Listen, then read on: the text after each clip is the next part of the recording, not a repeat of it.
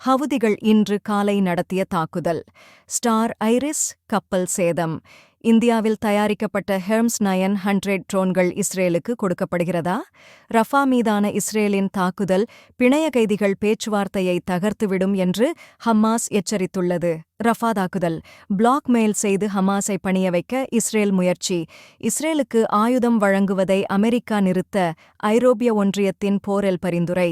பெண்கள் குழந்தைகளை கொள்ளுங்க, இல்லையென்றால் நாங்கள் அக்டோபர் 7 மீண்டும் பார்ப்போம் என்று ஈட்டமார் பென்க்வீர் கூறுகிறார்.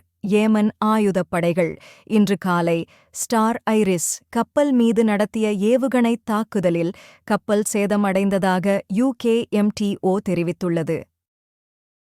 போர் நிறுத்தத்துக்கான பேச்சுவார்த்தையில் ஹமாஸ் ஈடுபடலாம்னு சொல்லிட்டு இருக்கிற இந்த நேரத்துல அங்கே காசா பகுதியில இருந்த எல்லா மக்களையும் துரத்தி ரஃபாவை பார்த்து அனுப்பிவிட்டு இப்ப அந்த இடத்துல பெரிய அளவில் தாக்குதல் நடத்தலாம், அங்கு இருக்கிற மக்களை நிறைய பேரை கொன்னுறலாம். அது மட்டும் இல்லாம இந்த இஸ்ரேலோட பயங்கரவாத தாக்குதலை தாக்கு பிடிக்க முடியாம அண்டை நாடான எகிப்துக்குள்ள நுழைய முயற்சி செய்யலாம். இப்போ எகிப்து இந்த மக்களை எகிப்துக்குள்ள அனுமதிக்கலைன்னா முஸ்லிம் நாடு எகிப்து முஸ்லிம்களை அகதிகளா ஏத்துக்க மாட்டேங்குது. இதுக்கு காரணம் காசா மக்கள் மிகவும் மோசமானவங்க அப்படிங்கிற ஒரு பொய்யான ஒரு வதந்தியை உருவாக்கி அட்டகாசம் பண்ணலாம் அப்படிங்கிற எண்ணத்தோடு இஸ்ரேல் அப்பாவி மக்கள் தாக்குதல் நடத்தினால் ஹமாஸ் உடனடியாக இஸ்ரேல் பயங்கரவாதிகளுடனான பேச்சுவார்த்தையை நிறுத்திவிடும் அப்படின்னு எச்சரிக்கை விட்டிருக்காங்க. பொதுவாகவே இஸ்ரேலுக்கு ஹமாஸ் கூட பேச்சுவார்த்தை நடத்துவதற்கு எந்த விருப்பமும் கிடையாது. இங்கே ஒரு முக்கியமான செய்தி என்ன அப்படின்னா, இஸ்ரேலோட பெரிய பிரச்சனை அங்க இருக்கிற இஸ்ரேலோட பணைய கைதிகள்.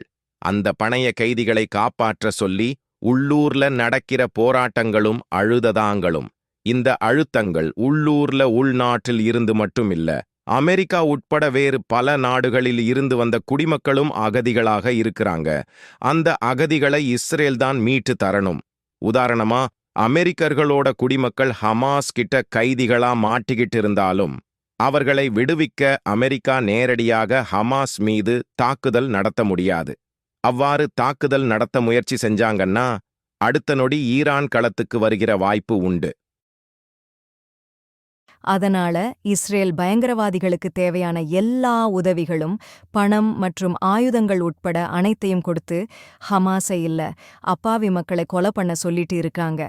ஹமாஸ் எங்க இருக்காங்கன்னே தெரியல, ஆனா தாக்குதல் வருது, உறுதியா வருது. அந்த தாக்குதல்களை இஸ்ரேல் பயங்கரவாதிகளால எதிர்கொள்ள முடியல.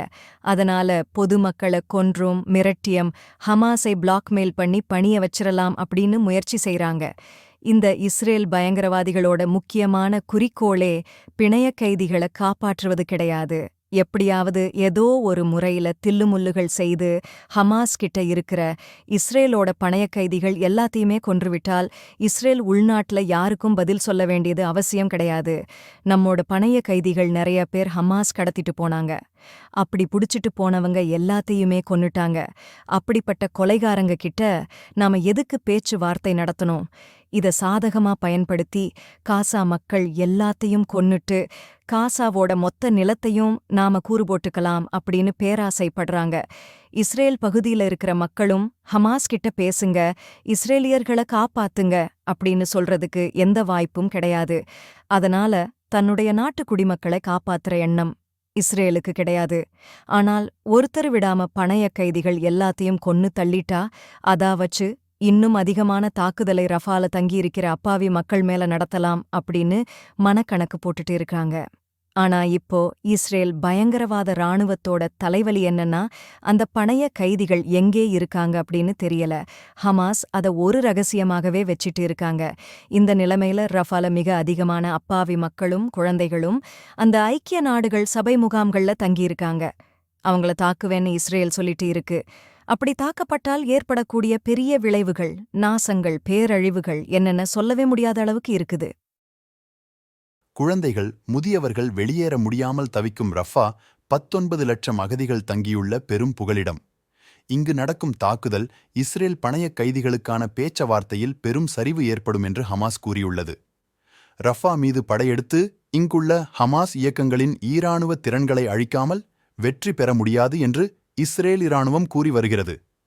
ஆனால் இங்குள்ள பொதுமக்கள் மிகவும் கவலையடைந்துள்ளனர். இது பேரழிவு தரக்கூடிய சாத்தியமான விளைவுகள் குறித்து பிராந்தியத்தில் உள்ள பல்வேறு சர்வதேச அமைப்புகள் மற்றும் அரசுகளிடையே பரவலான கண்டனங்களை தூண்டியுள்ளது. குறிப்பாக இப்போது ரஃபா 19 லட்சத்துக்கும் அதிகமான பாலஸ்தீனியர்களுக்கு ஒரு பாரிய தங்குமிடமாக மாறியுள்ளது.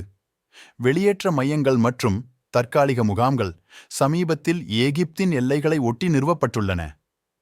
இது எகிப்திய தேசிய பாதுகாப்பிற்கும் ஒரு புதிய குறிப்பிடத்தக்க அச்சுறுத்தலை முற்றிலும் முன்வைக்கும் என்றும் கூறப்படுகிறது. பாலஸ்தீனத்திற்கு ஆதரவாக செங்கடலில் உள்ள அமெரிக்க விமானந்தாங்கி கப்பல் மீது ஏவுகணை வீசப்பட்டது. ஏமன் செங்கடலில் அமெரிக்க வணிகக் கப்பல் ஒன்றை தாக்கும் வகையில் நாட்டின் கடற்படை பிரிவுகள் பல ஏவுகணைகளை ஏவியதாக ஏமன் ஆயுதப் படைகளின் செய்தித் தொடர்பாளர் தெரிவித்தார். பிரிகேடியர் ஜெனரல் யாஹ்யா சாரி திங்களன்று ஏமன் தலைநகர் சனாவிலிருந்து நேரடியாக ஒளிபரப்பப்பட்ட ஒரு தொலைக்காட்சி உரையில் ஏமன் இராணுவம் பலபொருத்தமான கடற்படை ஏவுகணைகளுடன் ஸ்டார் ஐரிஸ்பல்க் கேரியருக்கு எதிராக ஒரு நடவடிக்கையை மேற்கொண்டதாகவும் தாக்குதல்கள் துல்லியமாகவும் நேரடியாகவும் இருந்தன என்றும் கூறினார். ஹிஸ்புல்லா தலைவர் இஸ்லாமிக் ஜிகாத் தலைவர் வலியுறுத்தல் உறுதியளிக்கப்பட்ட வெற்றியை அடைய உறுதியுடன் இருத்தல் அவசியம் என்று கூறியுள்ளார்.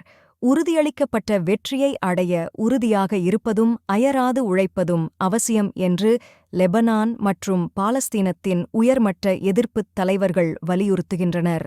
லெபனான் ஹிஸ்புல்லா எதிர்ப்பு இயக்கத்தின் பொதுச் செயலாளர் சையத் ஹசன் நஸ்ரல்லா மற்றும் பாலஸ்தீனத்தின் இஸ்லாமிய ஜிகாத் இயக்கத்தின் பொதுச் செயலாளர் ஜியாத் அல் நகலே ஆகியோர் திங்களன்று ஒரு சந்திப்பை நடத்தினர்.